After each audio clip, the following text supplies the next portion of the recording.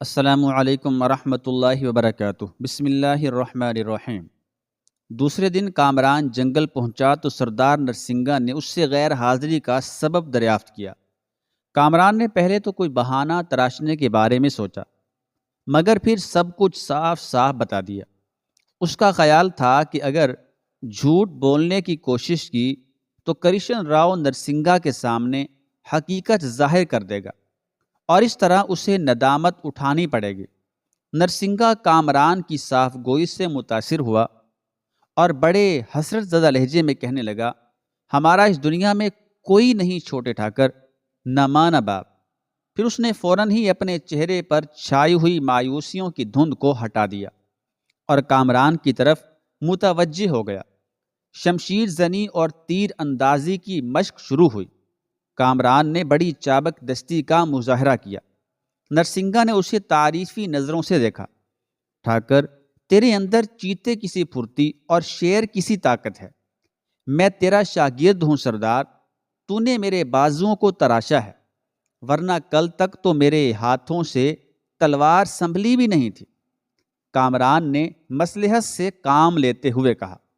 کمال الدین احمد کے ایک جملے نے اسے ہوشیار کر دیا تھا۔ کامران جلد از جلد ان مراحل سے گزر جانا چاہتا تھا۔ وہ دن بھر آرام کیے بغیر مختلف ہتھیار چلانے کی مشق کرتا رہتا۔ ابھی اس نے مکمل طور پر تو شاہ سواری کا فن نہیں سیکھا تھا، مگر اس قابل ہو گیا تھا کہ کسی کی مدد کے بغیر گھوڑا دوڑا سکے۔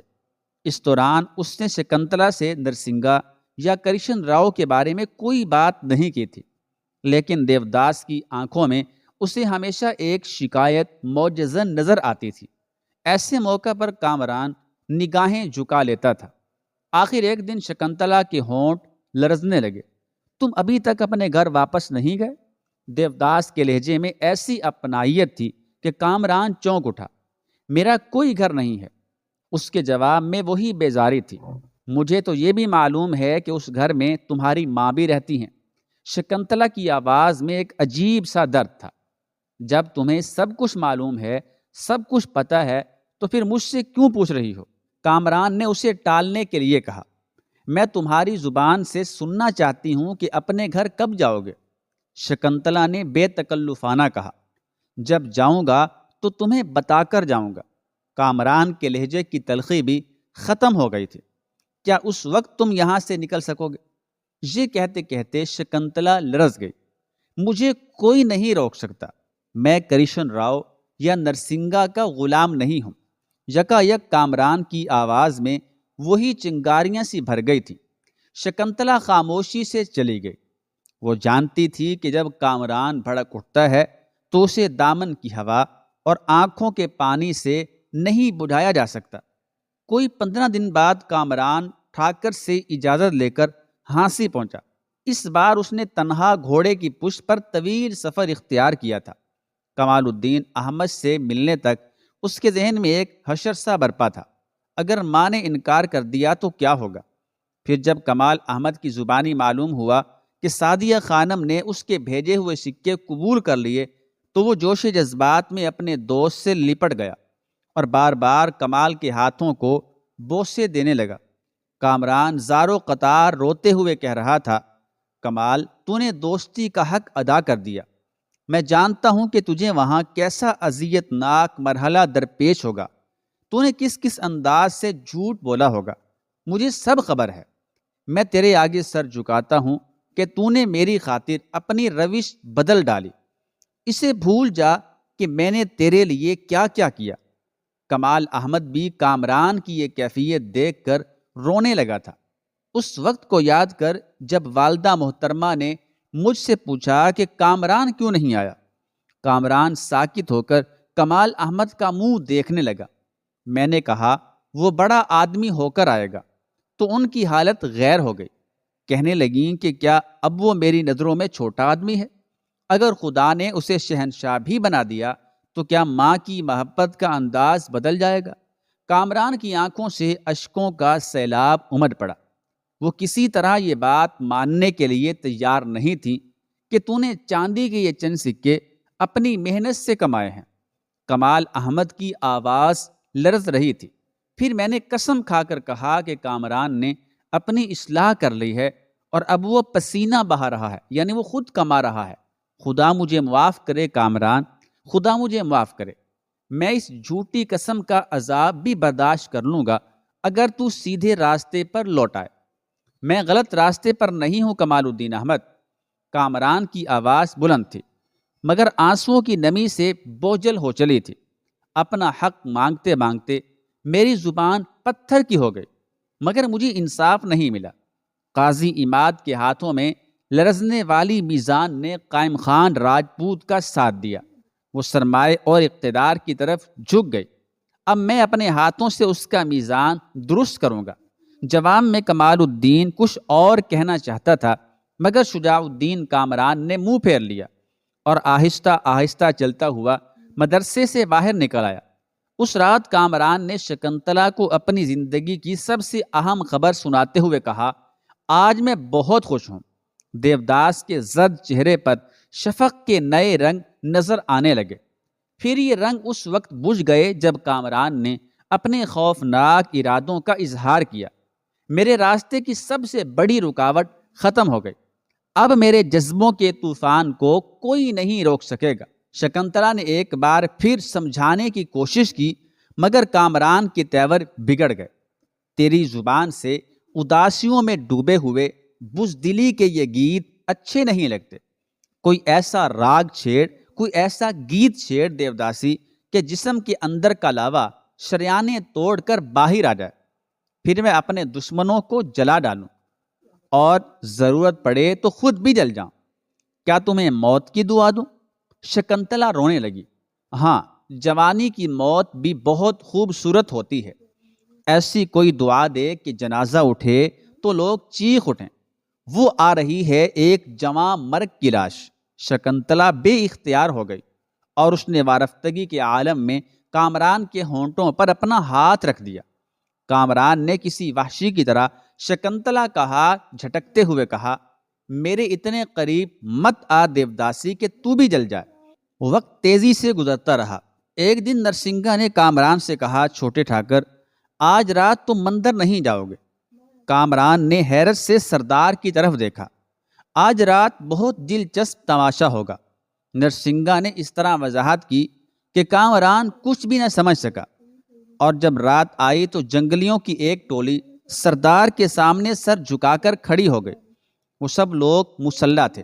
چھوٹے ٹھاکر کو اپنے ساتھ لے جا کر اندھیروں کا جشن دکھاؤ، نرسنگا نے اپنے غلاموں کو حکم دیتے ہوئے کہا، لیکن خبردار کہ ٹھاکر کے جسم پر کوئی خراش تک نہ آئے۔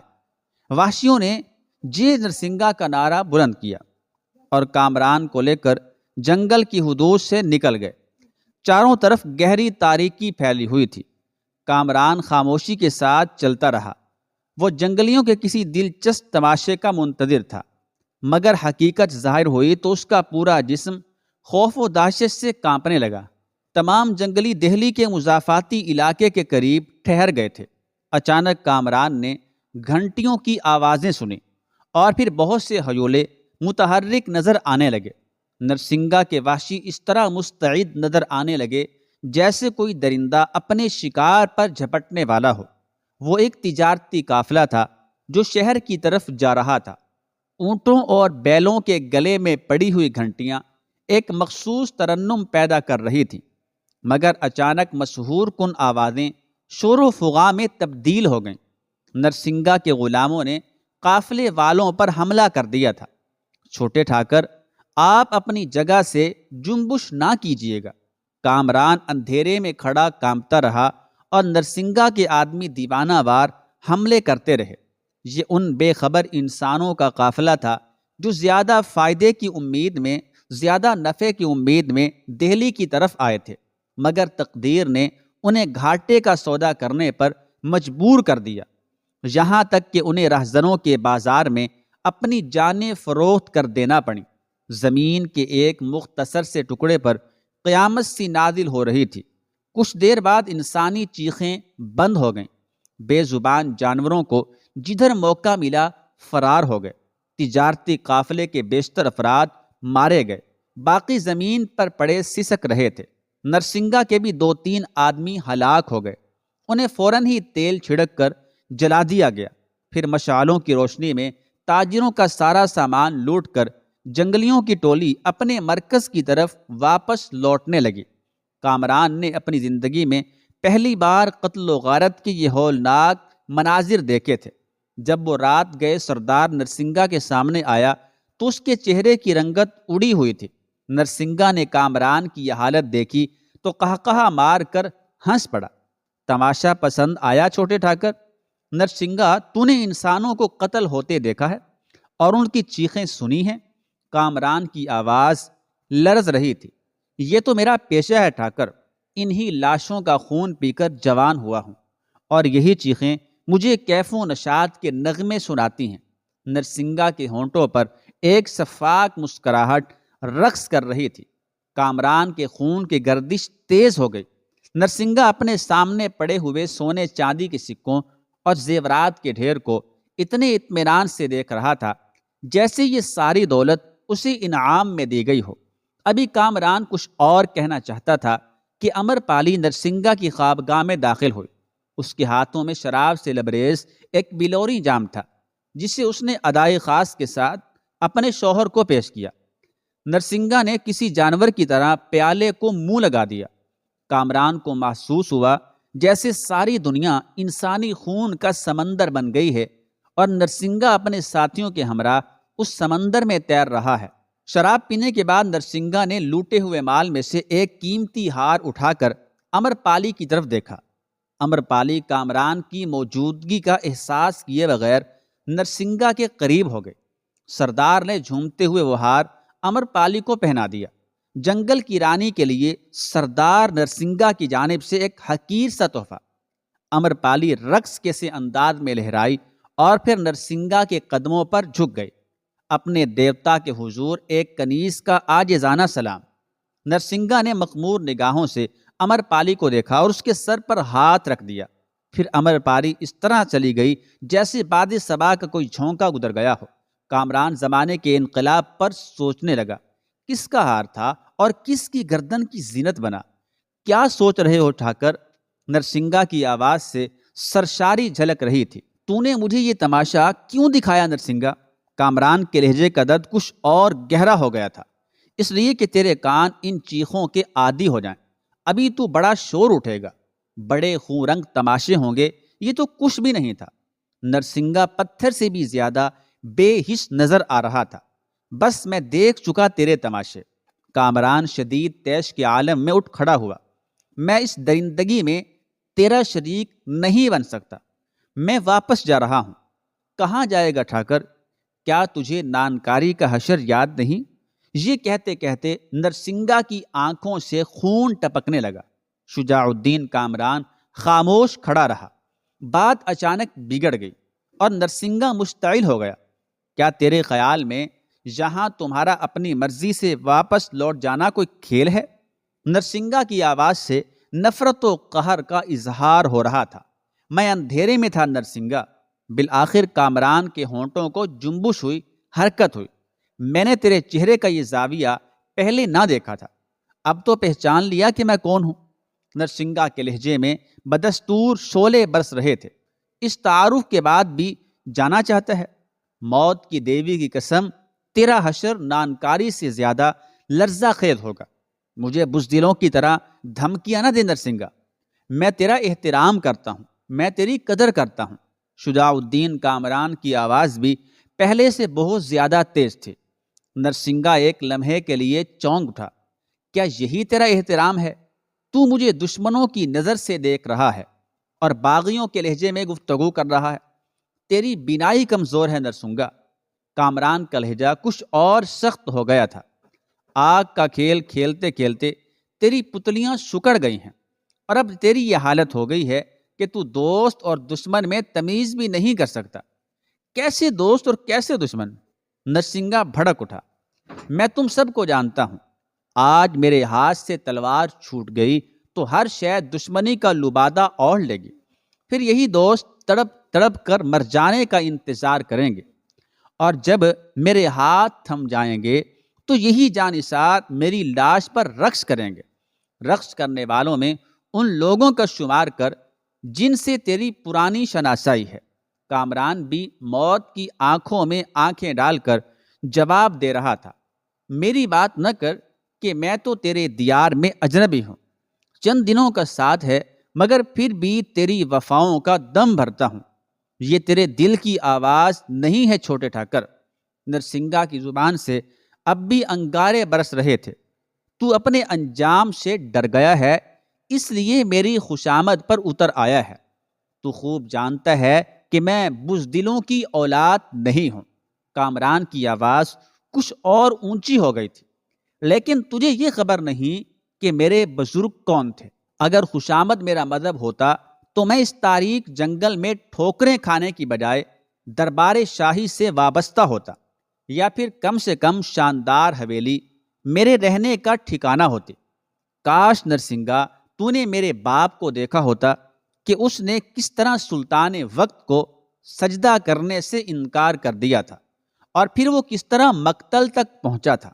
دیکھنے والے بتاتے ہیں کہ میرے والد رائے نعیم الدین ذیشان نے جس طرح موت کو گلے لگایا ہے، اس پر شجاعت اور مردانگی کی تاریخ ہمیشہ ناز کرے گی۔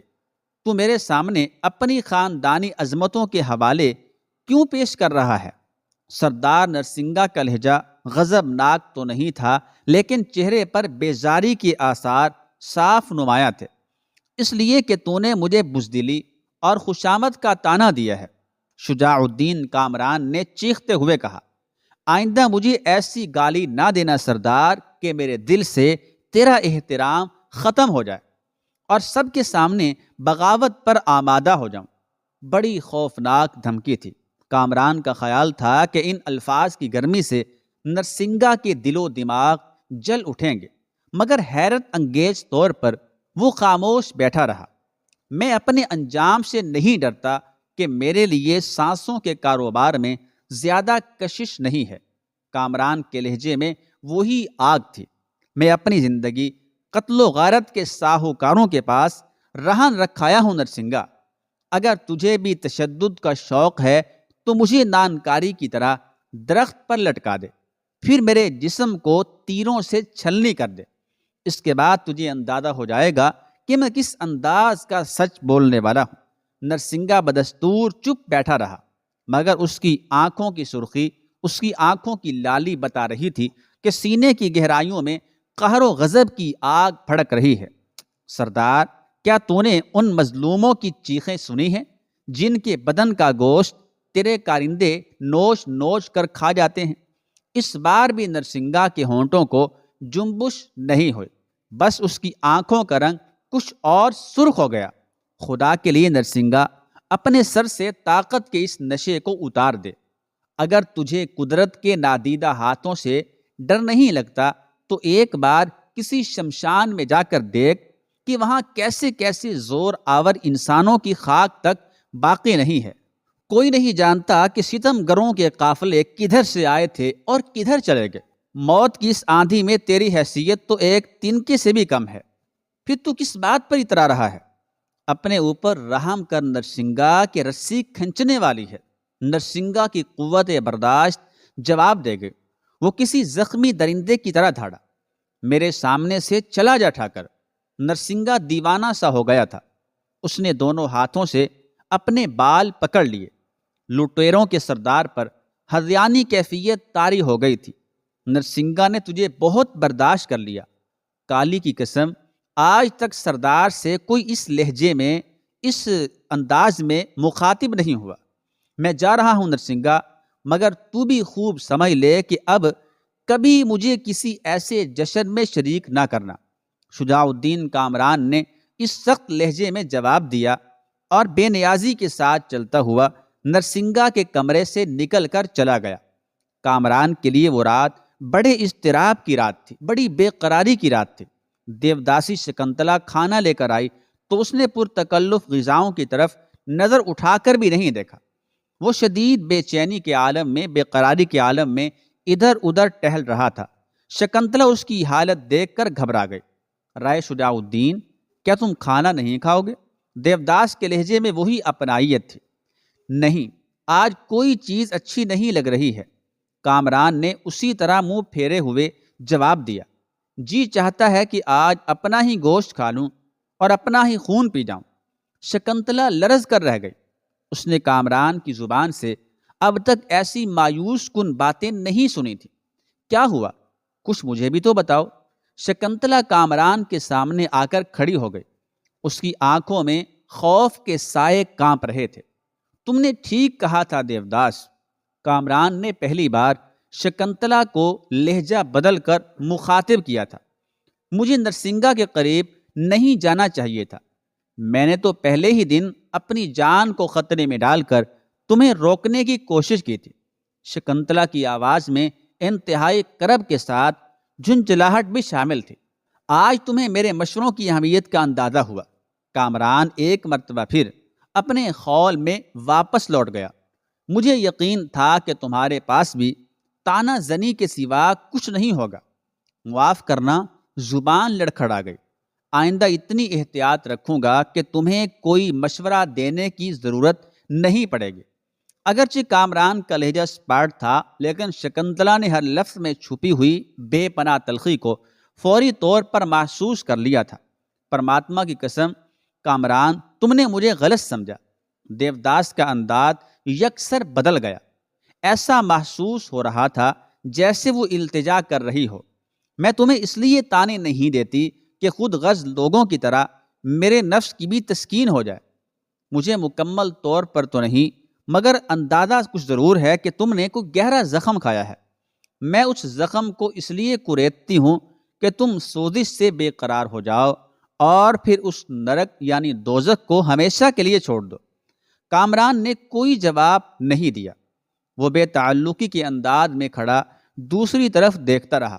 شکنتلا نے بھی زاویہ بدل دیا۔ اب وہ کامران کے روبرو تھی اور وارفتگی کے انداز میں کہہ رہی تھی، رائے مجھے بتاؤ کہ تمہارے ساتھ جنگل میں کیا حادثہ پیش آیا؟ تم نرسنگا کے بارے میں کیا کہنا چاہتے تھے؟ کچھ نہیں، کامران پلٹا۔ اس بات کو یہیں ختم کر دو دیوداسی۔ میں غلطی پر تھا۔ نہ جانے وہ کیسی لہر تھی جو مجھے ڈبو کر چلی گئی۔ اب میں تم سے کچھ نہیں پوچھوں گا، تمہیں پوچھنا ہوگا۔ شکنتلا بچوں کی طرح مچل گئی۔ اگر مجھ سے نہیں کہو گے تو پھر پتھروں کی اس بستی میں کب تک سر ٹکراؤ گے؟ یہاں تمہاری سننے والا کون ہے؟ دیوداس نے آج تکلف کی تمام دیواریں گرا دی تھی۔ کامران کے تیور اچانک بدل گئے۔ ہوش کی باتیں کر شکنتلا، میں تمہیں پہچانتا تک نہیں کہ تم کون ہو۔ پھر مجھ سے یہ قربت کا اظہار کیوں؟ میرا تم سے کوئی رشتہ نہیں۔ تم صرف کرشن راؤ کی ایک ادنا ملازمہ ہو۔ اپنی حدود سے آگے نہ بڑھو، کہیں ایسا نہ ہو کہ تمہاری یہ حیثیت بھی ختم ہو جائے۔ واپس جاؤ، اسی وقت چلی جاؤ، ورنہ ٹھاکر کا یہ تہخانہ میری آواز کی گرج سے گونج اٹھے گا۔ پھر ہو سکتا ہے کہ مندر کے لوگ بھی اس تماشے کو اپنی آنکھوں سے دیکھ لیں۔ کامران کی جنونی کیفیت نے کچھ دیر کے لیے شکنتلا کو پتھر کے مجسمے میں تبدیل کر دیا تھا۔ پھر وہ بڑی مشکل سے اپنی اصل حالت کی طرف لوٹی۔ مجھے اعتراف ہے کہ رائے شجاع الدین کامران کہ میں ٹھاکر کرشن راؤ کی ایک حقیر ترین لونڈی ہوں، اور میں اپنی حیثیت کے اس دائرے سے نکلنا بھی نہیں چاہتی۔ مگر تم مجھے صرف اتنا بتا دو کہ تم سے نرسنگا نے کیا کہا تھا؟